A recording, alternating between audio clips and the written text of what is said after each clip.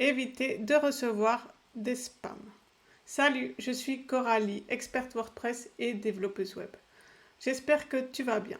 Dans cette vidéo, on va voir comment éviter de recevoir des spams dus au formulaire de contact de son site internet. Donc pour ce faire, on va installer un CAPTCHA. Et en fait, un CAPTCHA, il permet de vérifier que la personne qui complète le formulaire, ce n'est pas un robot et donc c'est bien un être humain. Donc nous, on va utiliser la version 3 de reCAPTCHA. Et en fait, celle-ci, elle permet de ne pas devoir cocher une case ou remplir des lettres ou des chiffres déjà indiqués pour prouver qu'on n'est pas un robot. Elle va simplement calculer le temps que l'utilisateur passe sur le formulaire et déterminer s'il s'agit bien d'un humain. Donc pour ajouter ce CAPTCHA à notre formulaire, on va d'abord aller sur Google Cloud. Donc tu vas sur Google Cloud et tu vas commencer par créer un projet.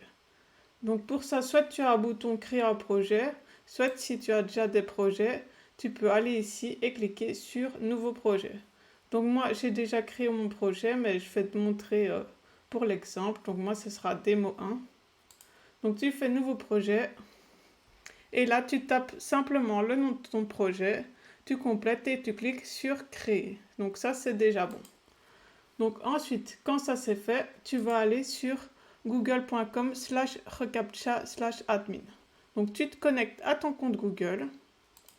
Et une fois que tu arrives ici, tu vas cliquer sur plus, créer.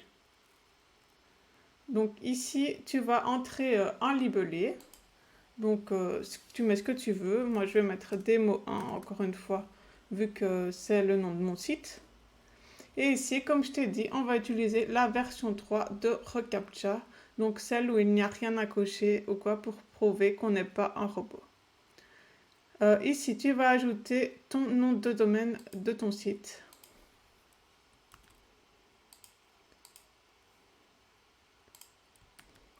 Donc, enlève bien https://. On ne veut pas être dans une page, on ne veut pas de slash. Donc voilà, simplement ton nom de domaine.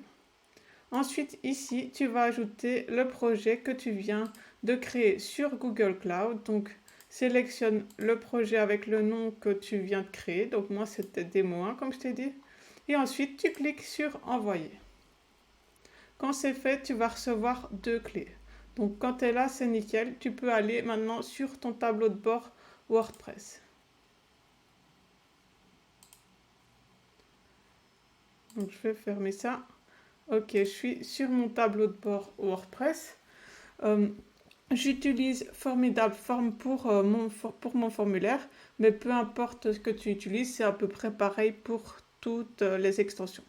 Donc je vais dans mon formulaire, donc moi c'est contact, et là je vais ajouter un CAPTCHA. Donc je le mets là, c'est bon, je clique sur mise à jour.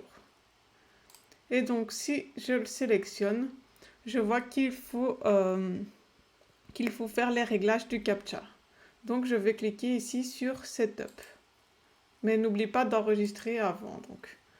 Donc quand tu as cliqué sur Setup, ça t'ouvre ceci. Donc tu sélectionnes reCAPTCHA et ici tu vas venir chercher tes 2 clés.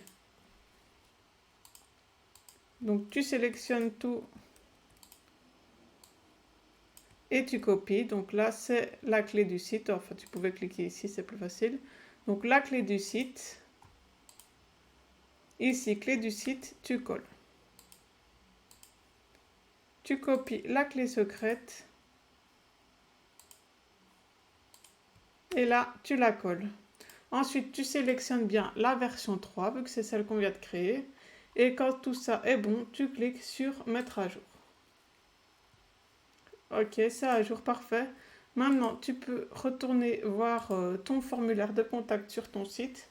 Donc, laisse-lui un peu de temps et recherche la page.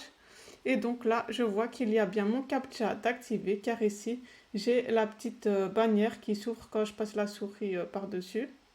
Et donc ceci signifie que ton site internet va déterminer si la personne n'est pas un robot avant que tu reçoives le mail avec le contenu rempli par la personne. Voilà, j'espère que cette vidéo t'a aidé. Si c'est le cas, n'hésite pas à mettre un j'aime et à t'abonner afin de me soutenir. Sinon, je te souhaite une excellente journée. Salut!